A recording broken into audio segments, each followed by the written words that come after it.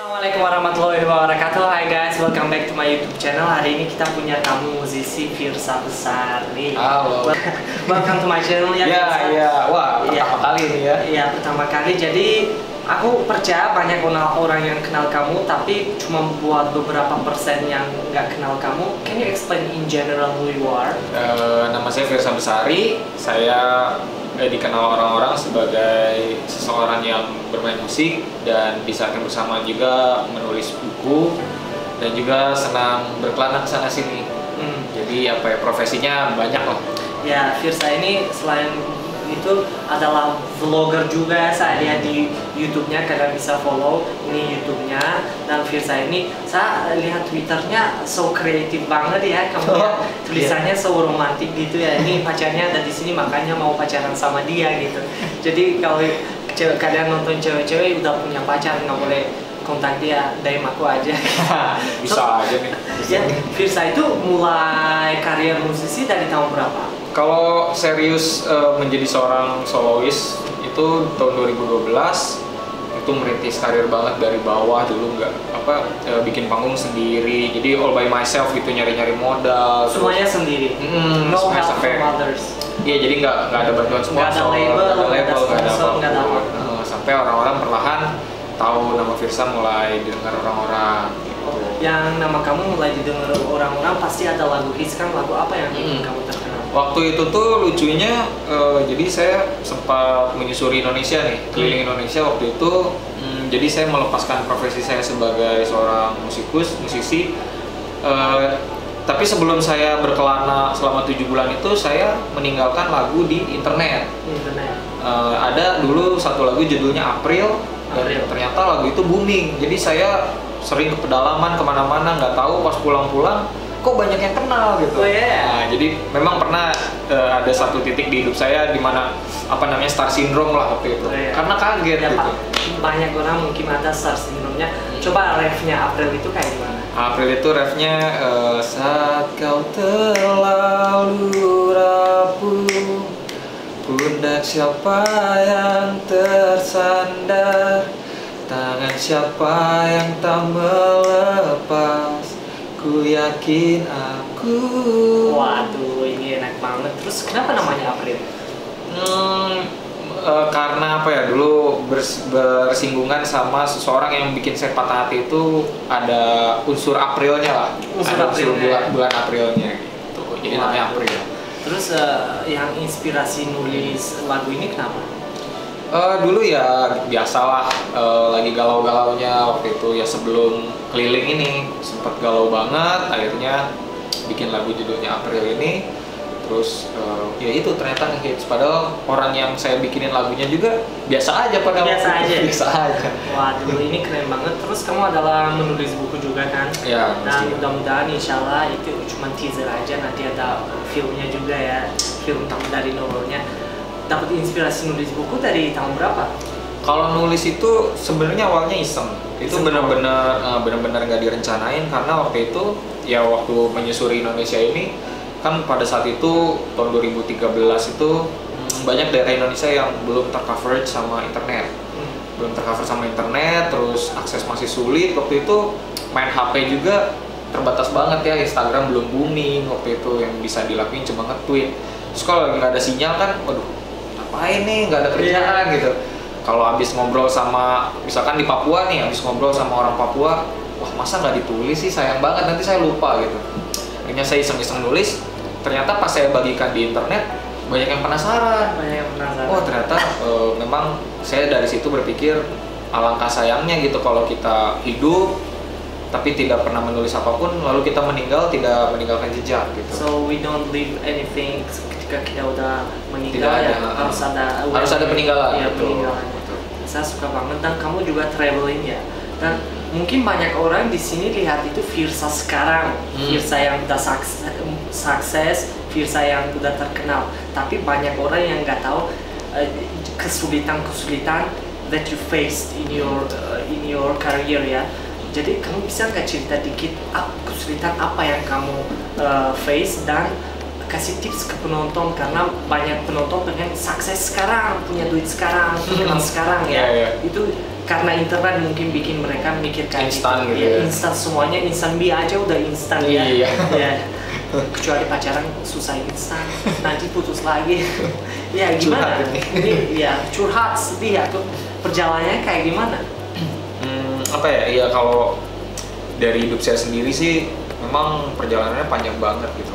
Enggak apa ya, saya sering kali mendapati orang-orang bertanya, dan ini nggak salah, ada yang bertanya gimana sih biar bukunya diterbitin, gimana saya punya naskah nih Bung, gimana sih caranya biar diterima penerbit, gimana sih biar caranya ada di toko-toko buku gitu.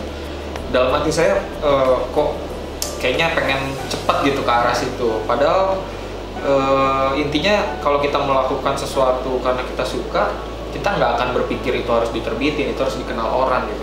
Awalnya saya melakukan main musik, nulis, vlogging itu kan karena saya suka, karena saya menikmati setiap detiknya ketika ngedit, ketika ngetik, ketika bikin lagu gitu. You love the process. I love the process. Dan prosesnya itu tidak pendek gitu. Tidak gampang. Panjang, ada malam-malam penuh insomnia, tidak bisa tidur karena harus bikin lagu, karena takut inspirasinya hilang besok pagi gitu. Hal-hal kayak gitu kan harus diperhitungkan juga gitu. Ya kalau semua orang bisa melakukannya kan ya semua orang bakal ada di profesi sekarang ya, profesi ini gitu kan. Ternyata tidak. Berarti memang apa ya, saya merasa butuh kegigihan dan butuh kerja keras untuk mencapai tingkat ini, meskipun saya tidak bisa bilang saya sudah sangat sukses gitu, tapi lumayan. Ya alhamdulillah untuk ke posisi ini pun butuh proses gitu, panjang. Nah kayaknya keluarga kamu seneng banget ya kamu bisa dari nol gitu sampai sekarang. Sampai aku pernah baca tweetnya ya kalau nggak salah bilang ketika kamu pernah janji ke mama suatu hari aku akan nurunin itu dan mimpi kamu terwujud gitu. Itu Ya, ceritanya gimana sih? Ya itu tadi. Jadi ketika mungkin kalau ditarik garis panjangnya, ketika dari saya beres berkelana menyusuri Indonesia itu kan pulang ke Bandung tidak punya apa-apa karena uangnya habis untuk berkeliling gitu. Waktu itu naskah dari perjalanan saya tidak ada penerbit yang mau nerima, musik masih sedikit yang tahu gitu.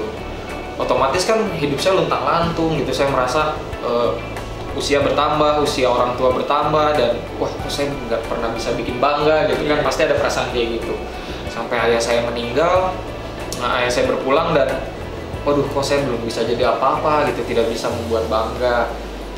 Dan pada akhirnya ketika ada sebuah penerbit dari Jakarta, media kita waktu itu mengontak bahwa tertarik melihat tulisan-tulisan saya di medsos, di Twitter waktu itu, katanya mau lihat naskah saya. Mereka suka dan alhamdulillah waktu itu bestseller. Bukunya bestseller.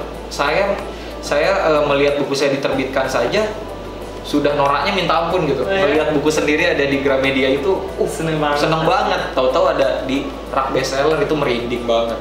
Dan memang berdampak banget dari bestseller itu, dapat royalti dari penerbitnya besar ternyata.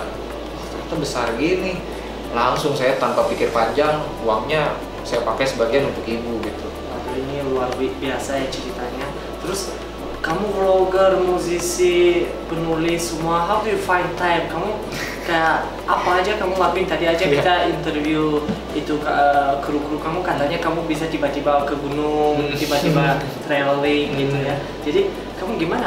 How do you manage your time? Apa ya? Saya ingat banget mungkin kuncinya disiplin terhadap diri sendiri itu nggak boleh dipatahkan. Kadang kita terlalu lembek sama diri sendiri. Contoh paling simpel tuh jadwal tidur. Kita udah tahu nih pagi mau ada acara, tapi kita masih begadang malamnya.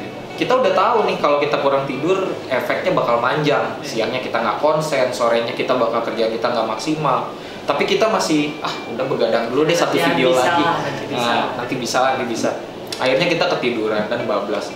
Hal-hal simpel kayak gitu berusaha saya hindari gitu, meskipun udahlah ngaret dikit, nggak bisa kayak gitu. Sebenarnya jawabannya ya, saya ingat di satu video Casey Neistat, salah satu vlogger dari New York tuh, dia bilang di satu videonya, orang bodoh tertidur ketika dia mengantuk, orang bijak tertidur ketika ada kesempatan. Nah jadi tiap ada kesempatan gunakan waktu untuk istirahat, lalu gunakan sisa waktunya untuk produktif. Jadi sleeping, tidur itu penting ya? Tidur itu penting dan nggak harus tidur di kasur gitu. Alhamdulillah saya orang yang bisa tidur di kereta, tidur di mana-mana ya. Jadi di Karena jiwa mana-mana traveling ya. sebenarnya bisa ya. Bisa, Dan setiap ada waktu. Menurut kamu sukses itu apa? Sukses itu menurut saya apa ya? Saya juga belum sukses sih sebenarnya. Ya, tapi kalau dari yang kamu sukses itu apa? Kalau sukses itu bagi saya sendiri adalah bisa melakukan hal yang kita suka, sekaligus bisa membuat orang-orang di sekitar kita bahagia. It's so deep ya. Jadi harus bikin orang bahagia. Iya, kadang kan orang merasa kebahagiaan tuh untuk sendiri gitu. Iya. Peluk sendiri kebahagiaannya, tapi lupa bahwa kita punya keluarga, kita punya mungkin calon nanti istri dan anak, itu yang harus kita bahagiakan juga. Ketika kita bisa membuat mereka bahagia dan tidak stres dengan pekerjaan yang kita punya, bagi saya itu sukses. Ya, buat penonton yang mau follow kamu, Instagram kamu apa? Instagram saya @firsabesari, Twitternya juga @firsabesari, YouTube juga Firsa Besari. Jadi ya, semuanya Firsa Besari lah. Kalian tinggal googling atau ini linknya semuanya ada di bawah. Guys, jangan lupa follow dia, subscribe ke dia. Thank you guys for watching. See you in the next video. Ciao.